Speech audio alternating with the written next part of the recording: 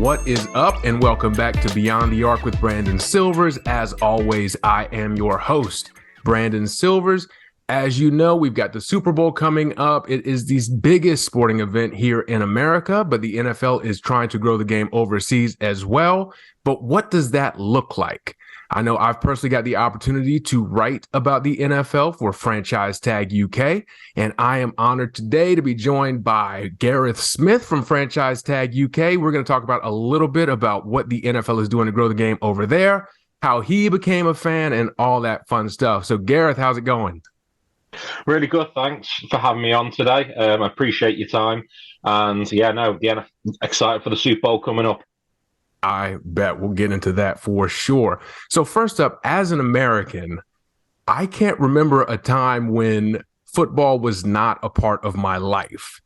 So for you being over there, what is it like? How did you become a fan of American football? So in the UK, it's not something that not everyone watches. I say American football as you call it. Over here, it's football or soccer is the predominant sport. Then there's things like rugby, cricket, sports like that are, you probably say, would be the next in line afterwards. We don't have it at all going through school, so we don't get to play the game much in our schools. So how people generally get into it, like myself, I got into it because my dad used to work in Wembley Stadium, and they had a friendly between the Philadelphia Eagles and the Cleveland Browns.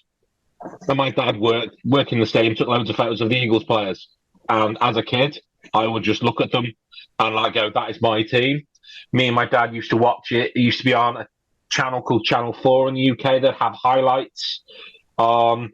And it wasn't, as I say, it had a strong nucleus of fans, and I think the 80s helped shape a lot of the fan base over here to the point where the Bears are still really popular, the Dolphins are really popular over here, Steelers, and of course Green Bay is always popular no matter where. So whereas it has evolved a lot in the UK, I would go as far to say that the viewership over here now is phenomenal. I think the NFL has done a great job marketing to the UK fans. The fact we get games here every year now is a huge thing. We still have the record for the highest attended Jacksonville Jaguars game. I bet. So that's actually another question as far as the games over there, I'm curious because we're not sending our best and brightest NFL teams to y'all every year. So how are those games received? I mean, you mentioned the record attendance. Does anybody really care that it's not the best NFL teams? It's like the Jaguars. To put it in perspective, we've had, I think, 16 years now of games over here. The New York Giants versus Green Bay was the first time we had where both teams had a winning record when they were here. That was the first game we've had in 16 years we've had it. But no, for us British fans, it's more of we're just grateful to have games here. It's the atmosphere is, you go there, you normally go in. It's a very unusual atmosphere when you go to a game over here, because traditionally you literally see every team jersey at a game.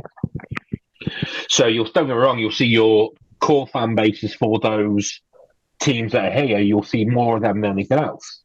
But you will see every single jersey of every single team. And it's almost like a festival of football over here. So we all go, you chat, you have a few beers, you have some snacks, you engage conversation with fans of every team. Like last time I went to a game, I'm an Eagles fan, I was chatting to a Cowboys fan for ages. Which is very unusual for us because, bearing in mind, football or soccer, as I say, over in the States, you wouldn't be doing that in those games. The atmospheres are very different, rivalries. They're still not as bad as it used to be in the 80s and 90s, but still does have its problems with fan violence and stuff like that, which you don't get that in American football over here. We have, as I say, you can have a beer. As an Eagles fan, I could chat to a Cowboys fan, no problem. I was sat next to a Giants fan. I didn't want to see the Giants win that game, but Yeah, let's not get carried away. We'll you be know, cordial, but I hope you are miserable at the end of the day. yeah, and he wasn't. They won, which made it even worse. Oh, Um, so like that's how the games are over here. I think the closest we've had to a proper home game over here with a proper home game atmosphere was when Green Bay came this year, because the amount of green and yellow and cheese hats I saw that day was remarkable. so what is the connection between British fans and Green Bay? I think it's just because, as I say, most international fans in most sports, they gravitate towards the successful teams. Yeah. It's always the way. Like when you look at, same with football in the UK, so I guarantee soccer teams wise that are popular in America are Manchester United, Liverpool, Chelsea, now Manchester City. Teams that have had success. And I think that's the thing with Green Bay. Green Bay has always been a good franchise. Don't get me wrong, I think it's an interesting one with them now. I think they're in a transitional phase, which is going to be unusual for Green Bay potentially not to have a winning record side next year and stuff like that. But as I say, the teams like the Bears are really popular over here, but then their fans have stuck with them. We are loyal to a fault, us Brits. We will not change allegiances, even though the NFL has tried desperately to get us all to become Jags fans. Yeah, good luck with that. And you know they're coming up, but yeah, I would not hitch myself to that wagon at all. Just going back a little bit, you talked about when you first became a fan and how y'all don't have the opportunity to like play the sport and everything. So how did you keep up with the game when you were younger? So it has changed a lot. So it used to be on Channel 4 was the only place you'd see it, and then Sky Sports, which is our major sports network over here. It's easily the biggest sports network we have in the United Kingdom. It's Rupert Murdoch owned, so it tells you so it's that kind of like ownership. So it is. They started putting it on a lot more often. So that obviously helps grow the game over here, because just getting highlights on Channel 4 is one thing. Live games on. Being an American football fan in the UK is a commitment thing as well, because we have some really late nights watching games. Like the divisional round where the Eagles played against the Giants. That's a 1:30 start in the morning for me. 4:00 in the morning finish. So there's a commitment thing to be a football fan in the UK. Yeah, what are you going to do for the Super Bowl? I mean, I've been an advocate for Super Bowl needs to be played Saturday night, because I'm dragging going into Monday morning, and I'm here. They're playing it, catering to me and my schedule already, and I'm already dragging. So what does that look like for you? So Monday after a Super Bowl is a day off. I will always book that day off. Smart man. Because it's as I say, it's my religious day. So the Sunday's my religion, my day, my religion. So the Monday is my day off to recuperate from that. It's a late one. I traditionally will make it sound stereotypical American with my day. So like my food will be standard American fare, your briskets, your ribs, your chicken wings. Wow. Like even unfortunately, my beer ends up being Budweiser, unfortunately. Yeah. Oh. But I said, if I'm going American, I'm going all in. I respect that commitment. But like this year, me and my dad will watch it. He's a Bengals fan. So we almost had the perfect Super Bowl for us. But yeah, so me and my dad will watch it, but there are viewing parties. There's various bars, restaurants that will do NFL, where they will stay open for the whole game and stuff like that. So fans over here, you have to be committed to watch it, particularly the Super Bowl, because as I say, that can finish 4:30, 5 a.m. in the morning. Yeah, because I know I have trouble. I like watching EPL and Wimbledon as well. And I'm like, man, this is my whole week is done if I try to do that. Yeah. So I don't even do the British breakfast either. See, and that's the thing we do. As I say, it is a commitment thing over here. That the fact that our fan base and the viewership you get over here is massive. Like, I would go as far to say it is probably the fourth highest watched sport over here now, the fourth or fifth highest watched sport, which where the starting point it came from to where it is now, it's night and day. Sky now have an NFL channel. We have the NFL app now. We've had Game Pass for a fair few years now. So the viewership, we have the option to view games now where it wasn't when it first started. It was a couple of highlights here and there of players like the Fridge and stuff like that. And that was literally all we really got. But so we have a great opportunity to watch now, which is massive for us. That's awesome. So I did want to ask too, I know you mentioned we talked about not being able to play as a child over there. Have you seen playing become more of a thing? Yeah, you have teams up and down the UK. So British ball is a thing that obviously starting, it has been growing for a while. And obviously we've seen some players make their way over to the NFL as a result from that. I think Efe Abada is probably the biggest case of that because he obviously born and raised in Britain. Raised in Britain, originally think from Nigeria, I think. But there are players who have had the opportunity to go over to the States, get a degree, but the good thing is they are starting younger over here. For example, I live in Liverpool, and the Merseyside Nighthawks is the team we have here in Liverpool, and they have full youth programs, getting kids into it young, flag, you name it, trying to get kids involved because talent pathway as a team. You want as many players available as soon as possible. Best way to do that, create your youth setups. So kids are getting into it more, but it's not through school, sadly. It's through individual clubs and teams, which is now across the UK. There are teams popping up every single year. More and more teams are arriving. We have a UK Premier League where you got teams like the Manchester Titans won that, I think it was this year. And you usually find some really good teams down in London. It is growing as a playing sport over here.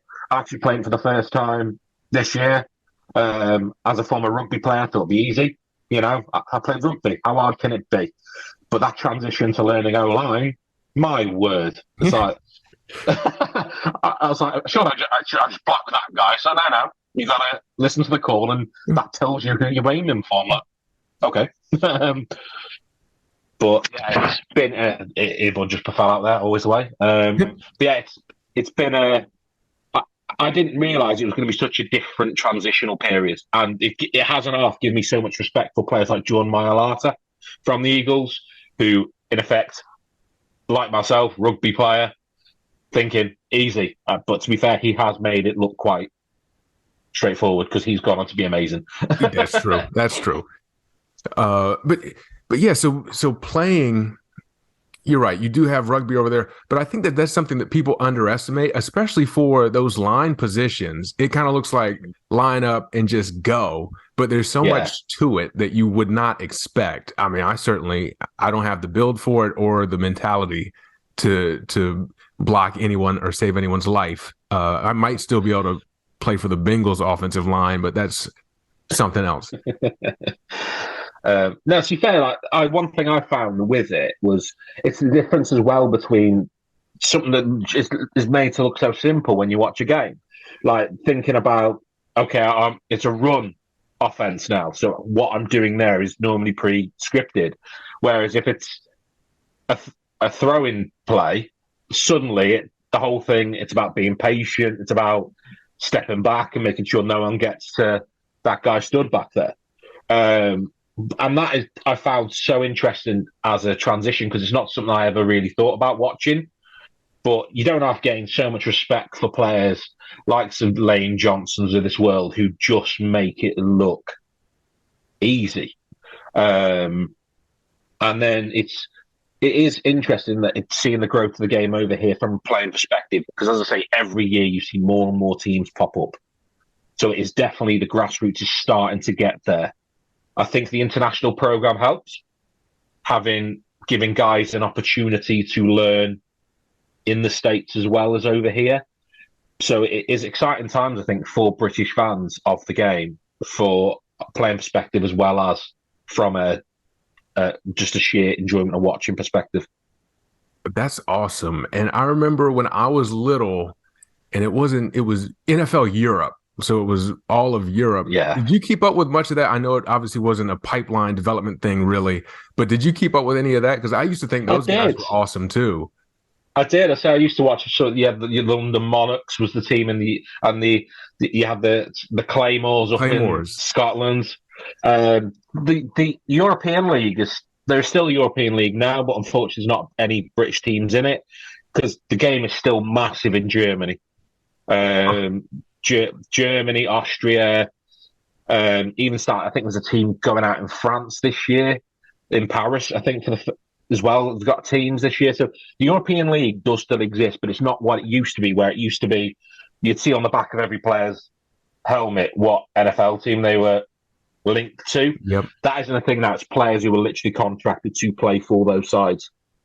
And whereas in the past, I say it was a feeder. It was your practice squads. It was developmental opportunity. Um, so it is still massive, and bringing the games, NFL games to Germany is massive as well. Like that first game, all of us Brits were like, we want to go to experience a German game because the atmosphere just looked amazing. Like we enjoy our games, but the Germans knock it up a notch when it comes to their atmosphere in that game. It just looked incredible. Do you think eventually that there will be an NFL franchise over, whether either in London or in Germany? I know that is the plan. Roger Goodell, I think he wants two teams in Central Europe and two teams in England, which for me, partly would love to see that, but then part of me would wonder how that would work. But due to how it works now is the teams that come over here get their bye week the week after. And I know we've had some examples of how it potentially could work in rugby league, for example. We had, until COVID came in and took them out financially, we had a team from Toronto playing in the UK league, the Toronto Wolfpack. And how it worked over there was they played all their home games back to back and then all their away games back to back. So in effect, they lived in the country so it just meant it was easier for the teams in effect. And they moved if you were going over to Toronto, your next game was moved back days. So you had more recuperation time and that kind of stuff. So I have seen how it could potentially happen. My concern would be is the fact that the British fans aren't going to suddenly ditch their current allegiances. Yeah, they've already got this fandoms they've built up. I'm not going to. Don't get me wrong. I've got a bit of a soft spot for the Jags because they've been here that often, and you watch them, and you get a bit of a soft spot for a team that you watch quite often. But they will never be the team I'll support. I'll always be an Eagles fan because, end of the day, it's what I've always supported and always will. So that'll be my main concern. I think the better opportunity for bringing sides over here is with the XFL because the allegiances don't exist right now in that space. People, don't get me wrong, some have some allegiances to that right now, but the UK market is technically a free-for-all for teams. Teams can become the biggest fan base side over here. So leagues like that, I think, have a better opportunity than the NFL of making a team over here. And that might fill that void, that NFL Europe void as well, because I know they're trying to make it a developmental league. And with Franchise Tag UK, you've been doing a lot of y'all developed a real relationship with the XFL. So if you want to talk about any insider knowledge you have on what they're doing in that league, by all means, I'm here for it. Oh, yeah, no, the XFL itself has been great. We've done loads of interviews with players, coaches, and it's been really an interesting insight into the players, a little bit about them. Players that have either been on practice squads or actually have played in the NFL. I had on yesterday Eli Rogers, who played for Pittsburgh Steelers for, I think it was 4 seasons. And he was such a likable guy, like such a nice bloke. And how the NFL and the XFL are working together is quite unique, I think, compared to other leagues that when they try to compete with the NFL. And you're not going to compete. No. It's too big, it's too powerful. But the XFL are doing it a bit differently. They've got a relationship where they will try new rules out for the NFL. Like they've got a rule this year, which I think is quite interesting, where in the fourth quarter, if you score points, you can retain the ball on your own 25 and have a 4 and 15 attempt, which I think is a really interesting rule. The fact that you don't have to try for an onside kick, you literally get the ball back. It just means that if you've got an offense that you think, it just means that teams technically might not go away in the fourth quarter. Whereas the problem the NFL has now is sometimes in the fourth quarter it can be a bit of a lame quarter because the game's done and dusted. If it was on TV, they'd be switching to another game.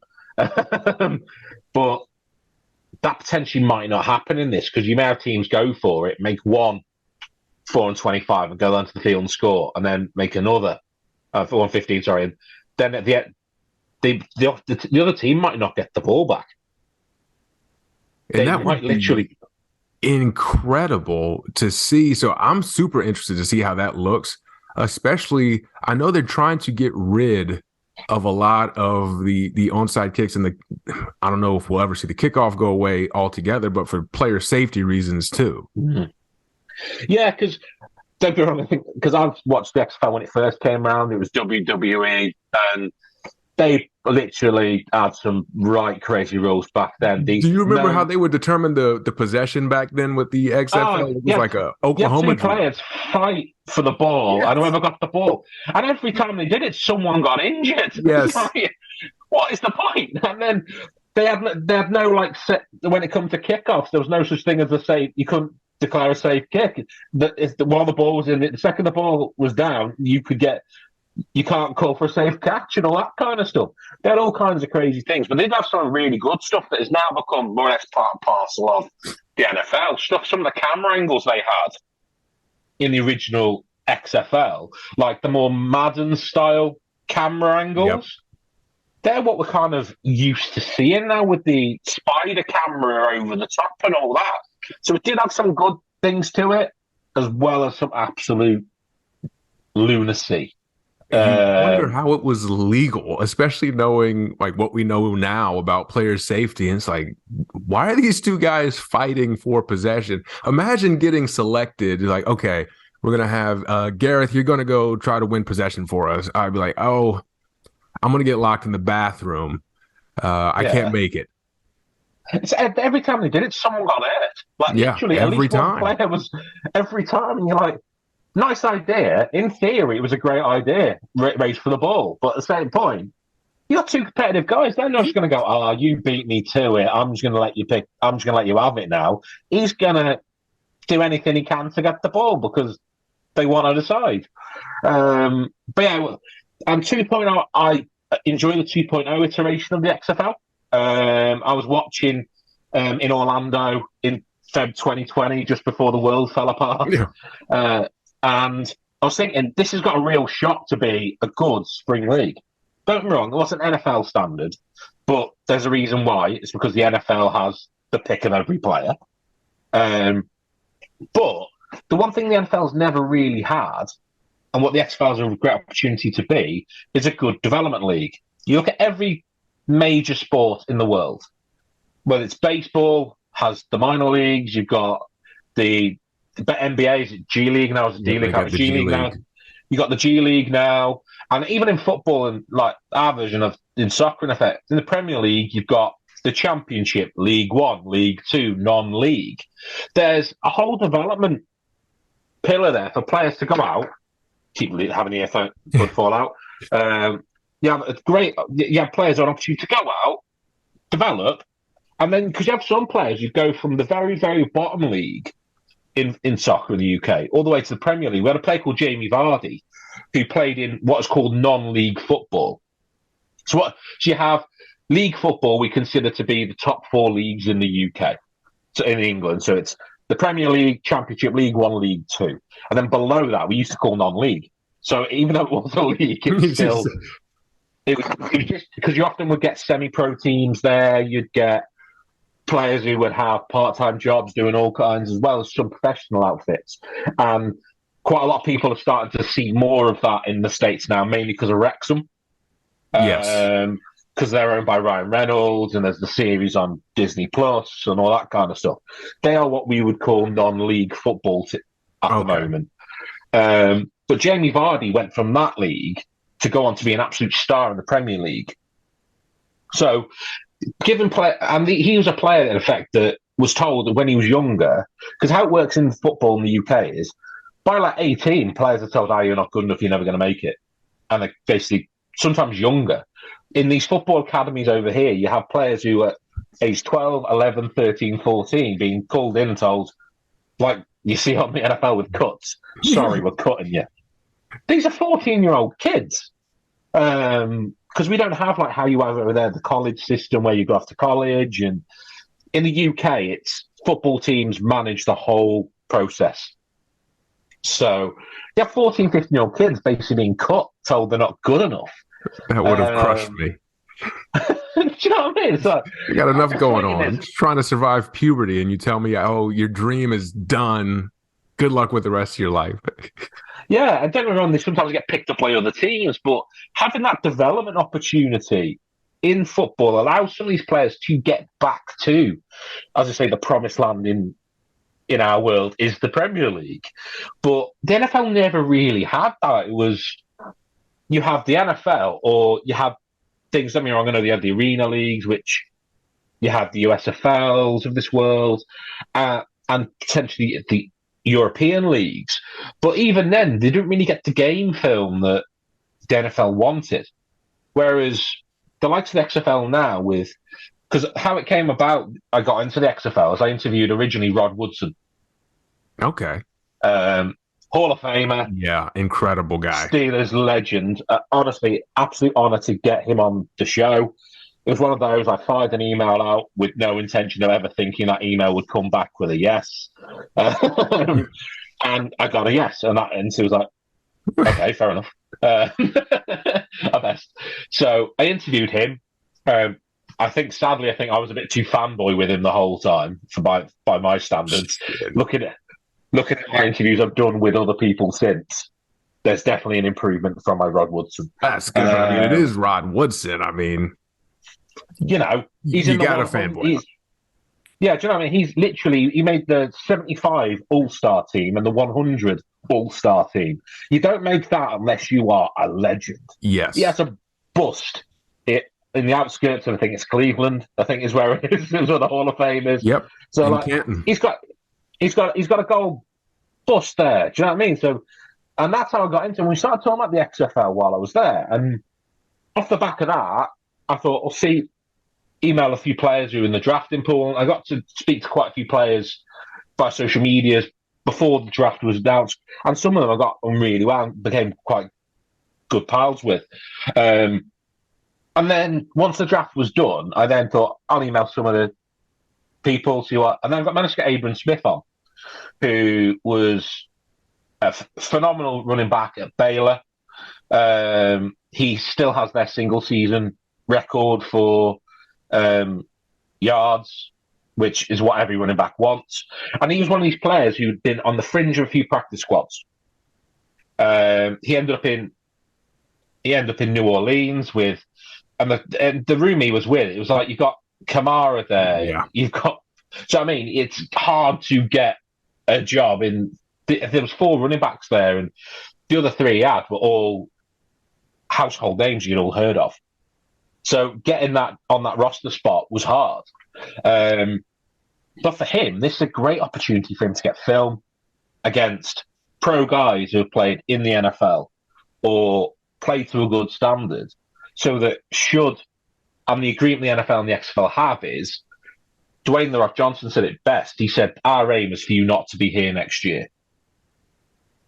We want to see you all playing in the NFL next year. And we're here to give you that platform to do that. And that's what I really like about it. And the XFL itself has been great. I've got really good dialogue with most of the teams. There's some teams who haven't responded to me yet. San Antonio Brahmas, for example. Shame on you. But like the other teams, like DC, defenders have been amazing. Orlando Guardians, Vegas Vipers, Houston Roughnecks. We had our first Arlington Renegade on yesterday. So they're all really open because they want the game to grow. They know that the unusual thing about the XFL for a brand new fledgling league is it's international on game one. We can watch it in the UK on TV over here. How many leagues can say that? Not many. No. And I wonder how much of a role, how involved The Rock, Dwayne Johnson, is in that. Because, I mean, he's obviously a global superstar. And so he seems, at least in his own career, to really value, like, we got to make this thing international. So I wonder how much day-to-day he has in that when he's out also, like, jumping out of burning buildings to save this cat in this movie. See, I think he is involved because I think he's obviously pushing it quite hard. He's all over the promotions. I think with him as well is he wants his platforms to succeed because the platform that I think he wished he had when he left college. Great point. Went to the CFL, got cut, had nothing to do, and clearly it worked out okay for him. But yeah, but then you got how many players it didn't work out for, which, don't get me wrong, when you look at the players he played with in Miami back in the day at college, you're going to struggle. If you're up against Ray Lewis and Warren Sapp, do you know what I mean? You are going to struggle. Yeah, he wouldn't lose his job to like me. Yeah, he was future NFL Hall of Famers. He's behind them. So yeah, you would expect he would struggle. So having that, who knows how his life turns out if he has an XFL in place. And that's the thing. If there was a place for them to go, and because I think it's all about opportunities, and I love the fact there's more leagues. I love the fact that USFL is in its second season. I like the fact that you've got things like the Arena League announced yesterday. It was coming back, which I was on a call with an ex-Arena League player when it was announced. I was like, great time for this to break. Oh, yes. And so it's stuff like, I think any opportunity for people to make a career as a professional footballer, the better. Because bearing in mind, and some players, it is just an opportunity thing. It's a thing they just need that opportunity to shine. And if they get that opportunity, look at Tyler Heineke. He was in XFL 2.0. And for the majority of this year, he had the starter job in Washington. Yep. PJ Walker, again, was phenomenal in XFL 2.0. And he got a few starts this season as well. Don't get me wrong, down to injuries, but he came in and at points he actually had the job as his for a few games where it was like, you are the starter. So stuff like that, giving players an opportunity to get that fill and show them what they're capable of is so important. 1,000% agree. Speaking of The Rock, how close do you think you are to snagging an interview with him? I keep trying. I'm not going to lie.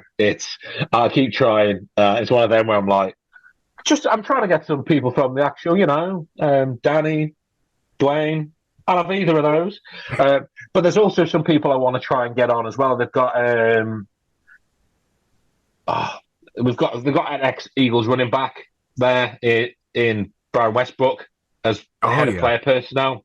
So I'm trying to get him as an Eagles fan. They've also got Jordan Palmer, who's the quarterbacks. Okay. He's the quarterback coach. So they have assigned a quarterback coach to coach every quarterback in the league. Jordan Palmer as well is someone I've been trying to get on to get his insight a little bit because he's gained a bit of a specialty in basically being a quarterback whisperer and helping develop quarterbacks. So I'm trying to get people from. I've also currently got feelers out to try and get on some of the coaches I've had on so far. Reggie Barlow, ex-Jags. Yep. I've had obviously on the legend of Rod Woodson. I've I'm potentially getting on Wade Phillips at the moment of X. Oh. So I'm just waiting to confirm a date with him. So the XFL, as I say, has been really good. It's one of those where we, right now at the franchise tag, are aiming to be the number one XFL and NFL show in the UK. The XFL title, we are definitely the most viewed XFL show in the UK right now, and we're actually up there internationally as well when it comes to viewership on the XFL stuff. Because obviously you got to monitor your numbers, haven't you? But yeah, no, each of our episodes do really well across all of our socials. Do primarily better on Facebook and Twitter than we do on YouTube. That's one area I want to try and get up. But yeah, no, we are definitely trying to be the number one in the UK for NFL and XFL, and XFL is doing really well at the moment. I'm really proud of how we're doing in that space. Well, since we're on the subject, how did you get involved with Franchise Tag UK? So how that came about was I originally started off as an editor. I edited for a show called NFL with Nia, and she's coming back this year. And she's really good. She does interview shows. She's had on some legends of the game on her show. She's one of these who somehow just seems to be able to get anyone she wants on her show. So I started off as an editor for her, and there was a proposed network that appeared for a while, where they were trying to compete with some of the other networks, and they wanted to try and get people together. And they put together a few people. Freddie, Adam, Nia came on it for a little bit. And I'll be honest, that whole network fell apart because the owner was a bit of a wrong un. Just put it mildly. That. Yeah, he was a bit of a wrong un. So everyone abandoned ship in effect. And Freddie had his show, The Franchise Tag, that he did. So we kind of said to me, Adam, and a few others, do you want to come along and get involved? And I stayed away for a long time, not going to lie, busy with work and all that kind of stuff. But they wanted me on board because I say I'm experienced editor, massive tech nerd, as you know. I also edit our website and get our news articles out there, and there's been a few from yourself I've appeared on our Franchise Tag website. Yes. So I had to make the adjustment to the spelling of offense and defense. I've tried to work that in, make your life a little bit easier. That's fine. It's a 2-second job for me to correct it. It's same as like there are other things as well. Like you, like in America, like using Z in some of your words, like optimize and stuff like that. Yes, that's an S in our world. That's an S. But that's the thing. We have these differences, but we are, as I say, Franchise Tag. That's how it came about. Me, Freddie, Adam, Andy, we're all good mates. When the games come to town, we all catch up, have a beer, watch the games, chat about the football. And then you've got the likes of other people who've been on and done quite well. We've got Ash, who originally was on Ash, came on one of our shows. She started doing NFL for Dummies series on TikTok, and they did quite well, which that's the thing the British game, I think, needs more of than obviously in the States. We need the more for Dummies stuff to get people so they understand the game a bit more. So like she came on, she's doing stuff now. She's on a show on Channel 5, which is phenomenal for her. And she's actually won a trip with one of our sponsors to the Super Bowl this year. So she's going out to the Super Bowl. You know, we're not jealous. I'm not jealous at all. No, I'm sure you're not. Being an Eagles fan. She's a Packers fan. She should just let me go instead. If she were a just person.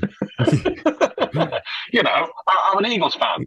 Morally, I should go. No joking. Correct. So fair play to her for going.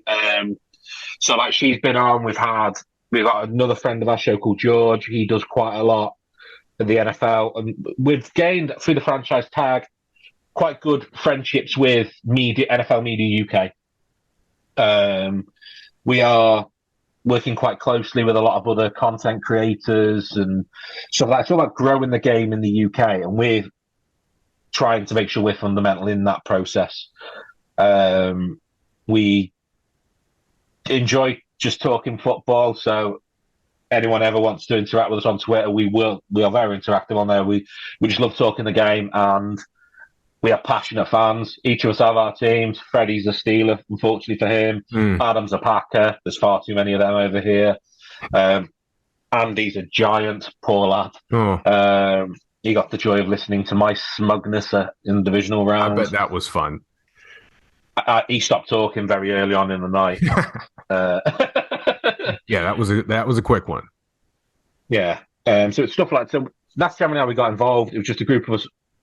Freddie was just doing a pod by himself for a long period of time. He even talks back to how he used to have like a sheet over his head to get rid of any echoes and all that kind of stuff. And it's grown from that to being a pod that has, I say, 60,000 followers on Twitter, viewerships of thousands of every episode we put out now, sponsorship with official NFL UK sponsors and all that kind of stuff. It's the last year has been very, very interesting in our world. No, I'm a tad bit biased, but I will say like the website is super like modern, quick. I was impressed because, you know, you run into different sports blogs and sports websites trying to do things, and you can kind of tell when it's someone who's doing it as a hobby versus someone who's a pro. And so it really caught my eye initially. I was like, oh, okay, I better bring my A game when I'm typing up this article. And no, so for example, my background's all digital design stuff. So that's another reason why the lads wanted to be involved, because they were because all the graphics that we put out, I do, and stuff like that. So the lads were, and that's another thing we've done a lot of. We've gone from being what I would say is the hobbyist show, as you mentioned, where we literally few people sat around talking about football, to now having plans to develop and making sure that we are trying to put ourselves as the place to go for not just the NFL, but football in the UK. And also, to be fair, worldwide, we've officially had our website viewed in every country in the world. So whoever that person was in Argentina who went on, thanks for that. You officially helped. I've been telling people I'm international now just by association. So, well, to be fair, it was your article that got viewed in Argentina, so that officially counts. I've got a market. I'm big in the Argentina market. Yeah, no, we literally have at every continent we are viewed in now.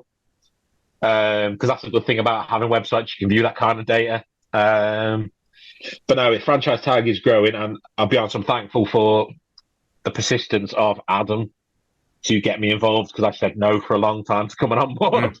But what has happened, particularly with the XFL stuff, has been really, really amazing. And I honestly look forward to what the rest of this year has in store. No, I'm excited as well. And it's just a great opportunity for me to be a part of it, being across the ocean from y'all. So I'm super excited to see where it goes. And I'm also super excited about the Super Bowl. So let's bring it back there real quick. As an Eagles fan, why are y'all going to win the Super Bowl? Because we are the better team. They have the better star power. We are the better team. Across the board in every position, other than probably quarterback, and that's no knock on Jalen Hurts. It's just Mahomes is Mahomes. Yes. I'd say in every position we are better than them. Like, our wide receiver core is better. Our tight end is okay, probably comparable. I was about to say better, but then I thought, actually, no. I'd say comparable. Our O-line is better than theirs. Our D-line is the best in football. Yeah. Bearing in mind, the sacks they got this year is comparable to the 85 Bears. Do you know what I mean? If you compared with that kind of talk, your team's not bad. Like Hassan Reddick, I shed many a tear because he was on the Panthers. And what a player. What a player. That's kind of, maybe I need to become a fan free agent and redo it, because I just picked mine regionally. But every time I see him get a sack, it gives me very bad heartburn, because I think, like, what could have been? He his snub in the Defensive Player of the Year category is just outrageous. When you look at his stats, and I know everyone goes, but he's part of this Eagles defense. It's had like 70 plus sacks, and it's got one of the highest interception rates in the league and pressures, blah, blah, blah. Yeah, but without Hassan Reddick, it isn't that. He starts it all. Yeah. Like, you watch him, like, look at that game the weekend against that championship game against the Niners. He was everywhere. I mean, he was the guy he forced the fumble that injured Purdy. And then I think he was also involved in the one that injured Johnson as well. Yes. Yeah. He was just taking out all the 49ers quarterbacks. He was everywhere, though. Like, literally, he starts it all. And I know, obviously, people talk about Parsons and how great he is. But you can scheme away from him. The Eagles showed how to scheme away from him when we played him early on in the season. Like, there was points where, literally, we left him unguarded. And you could just see him go, what's going on? Yep. But then because we played it away from him, and you can scheme away from where's Reddick. It doesn't seem you can. Doesn't matter who you put against him. If you put people against him, it's then going to free up Josh Sweat, Brandon Graham. It's going to free up Cox. It's going to free up Ridgeway. It's going to free up someone to get them, and you don't. And even right down to, I think our defense is a lot stronger than Kansas City's. Don't get me wrong, I'm a big fan of Frank Clark. I think he's a hell of a player. But I think as a team, the only way we lose is if Mahomes has a Mahomes day. If he is not 100% full Patrick Mahomes, I think we win and dominate. And that's really like the question for me, particularly with the Eagles pass rush, is how much can he move on that ankle? And he didn't look, you could tell last week he was still spectacular. I mean, he's Patrick Mahomes, but you could tell like he wasn't quite as mobile. That's like a 6-week injury, really. Yeah. And the fact that he's playing through it is incredible, but I'm very worried that he's going to end up like Brock Purdy or Josh Johnson. And that's the thing, and even if he gets the ball away, our secondary is phenomenal. The fact that the Saints gave us Gardner Johnson for a relative cheap price, it should be done as a theft, because that trade was just great. Like he's a great player. Like how the Saints gave him away for, I think it was a 3rd-round pick we got for him. And that was just a steal. And then you look at our team in the middle of the year, we're struggling against the pass rush because Jordan Davis out injured. So we bring in Dominic and Sue, who just shows that straight up. And so you look at the rotation of our defensive line. When we won the Super Bowl last, I say Super Bowl last, it's the only Super Bowl I ever won. When we won it against when we won it against Brady and the Pats, we had amazing rotation of our defensive line. And that is what we've got again now. We have literally got elite players across that board in that offensive line. And we've also got mobile players in that line. For me, I think we are the better team. The only way we lose is if Mahomes us. Yeah, and he certainly could. I mean, he's done it before, but just going through it and looking at the weapons that Hurts has at his disposal versus what Mahomes has, like the receivers for the Chiefs, like those are guys that make Aaron Rodgers go on his annual summer rant about how I don't have anybody. Yeah. Then you got A.J. Brown, which was another steal, and Devontae Smith. And just the way that y'all have built the offense, designed it towards Jalen Hurts' strengths, has been incredible. It's been great watching him grow as a player, too. Like, I'm a big fan of his. No, we have, and we've drafted very well recently. For years, we didn't draft well. That was always my biggest problem with Howie, was we were disastrous in the draft. Jalen Reagor, selecting him And that's no knock on him. I think because the fact the player that we passed up to get him, it's always going to be that you could have had Justin Jefferson. You're always going to get that. And look at what Justin Jefferson's become. We were always not great in the draft, particularly in the wide receiver space. But I thought the second we drafted Smith, that was changing, because he was the player I wanted out of all the players that were on that draft board. And then when we traded with the Cowboys to steal him from the Giants was just magical. Because they were, I know Giants fans who were not very happy that we literally did a deal with the devil in Dallas to basically get the player that they wanted. Yeah, screw them over, yeah. So Howie is a magician. Howie does it time and time again. Every time you do a deal, if I was someone doing a deal with him, I'll be thinking, has he done me in here?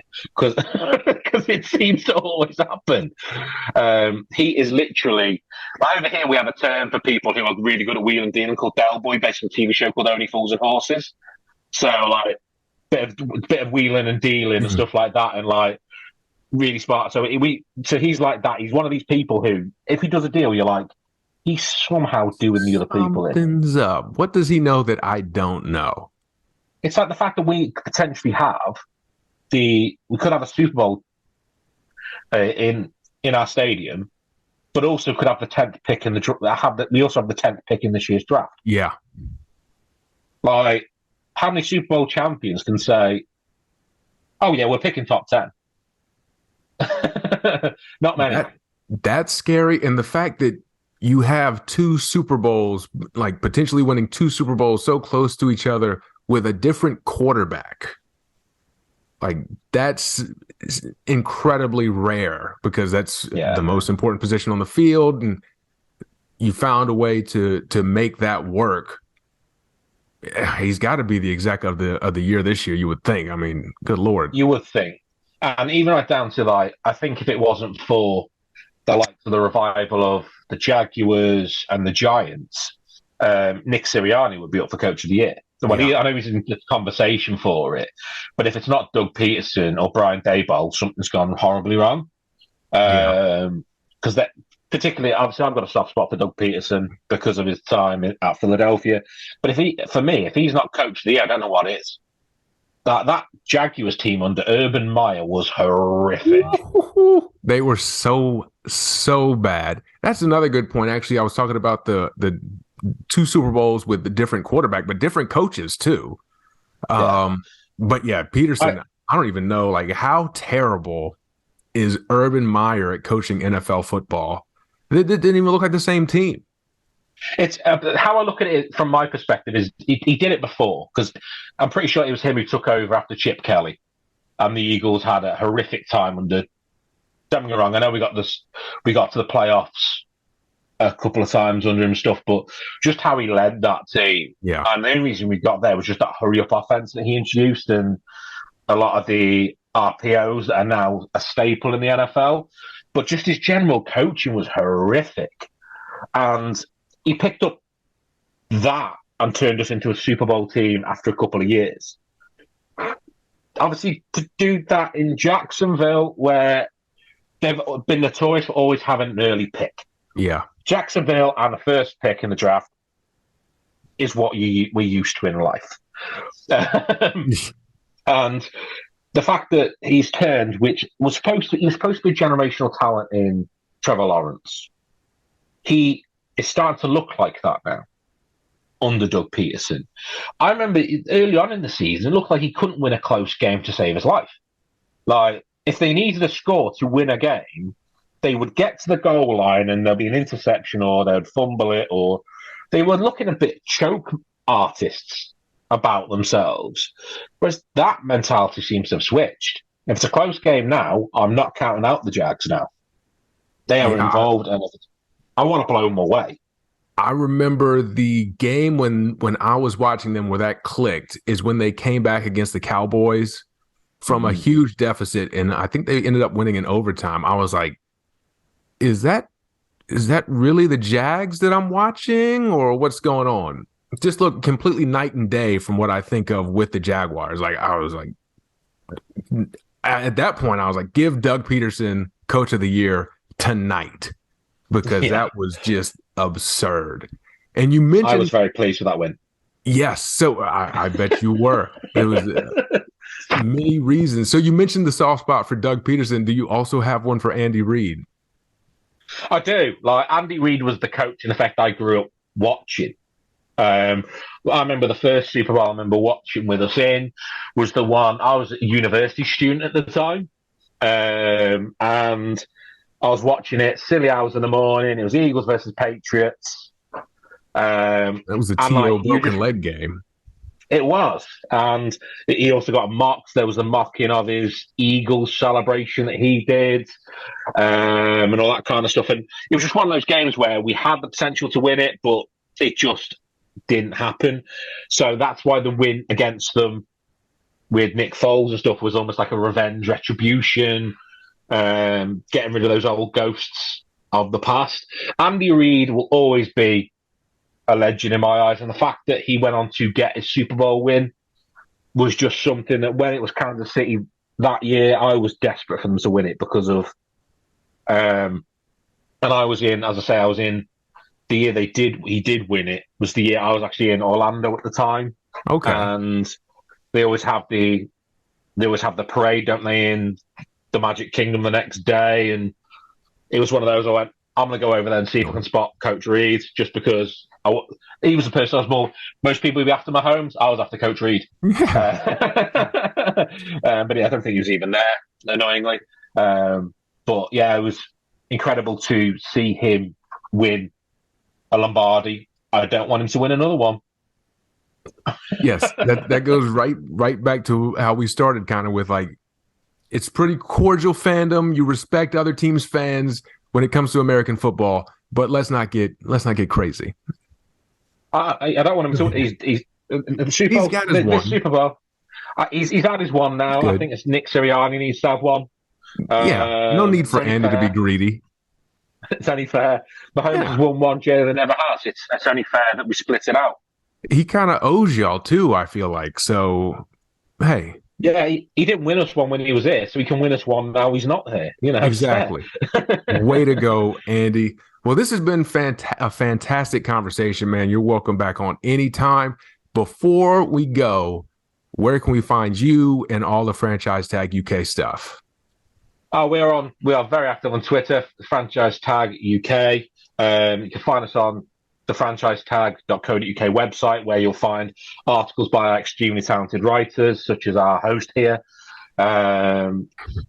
So you'll find us on Twitter, as that where you'll find us predominantly. Please do make sure you give us a listen, particularly if you want to get into the XFL, because I say right now we're having so many interviews going out at the moment. We will be the place for all your XFL needs, as well as NFL. But no, please do check us out. Yep. And if you follow me, then I definitely retweet a lot of the stuff whenever I see it. So follow them as well. My man, I appreciate it. This has been fantastic. This has been another episode of Beyond the Arc with Brandon Silvers. Don't forget to subscribe, rate, review, share, and also check out Franchise Tag UK. And I will catch y'all next week.